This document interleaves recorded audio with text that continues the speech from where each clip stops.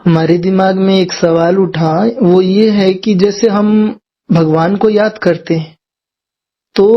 हमें कैसे पता चलेगा कि हमारी बातें उन तक पहुंच गई? आपको नॉर्मल वे में भी कैसे पता चलता है कि आपने किसी को कुछ कहा और वहां तक पहुंच गया? जैसे आपने ईमेल भेजा, व्हाट्सएप भेजा या पत्र भेजा, कुछ भी उन तक पहुंच गया तो आपको उनसे समाचार मिलता है या रिप्लाई मिलता है।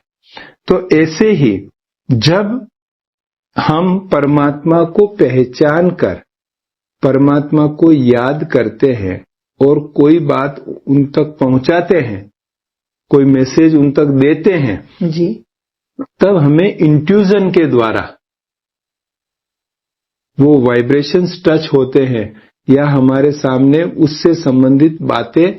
किसी न किसी रूप में क्लियर होती है, तब हमें अनुभव होता है कि हाँ, हमारी बात वहां तक पहुंची है। तो अगर हमारा मन और बुद्धि क्लियर है, उसमें कोई मिक्सचर नहीं है संकल्पों का,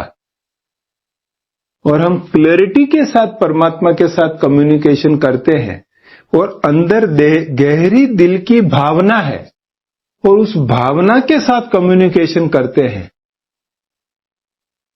तो जरूर वो बात वहां तक पहुंचती है और वहां से रेस्पॉन्स आता है, वो आपको अनुभव होता है। ये तो जब आप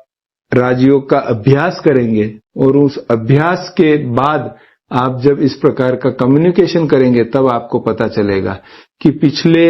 इन 30-32 वर्षों में मेरे जीवन में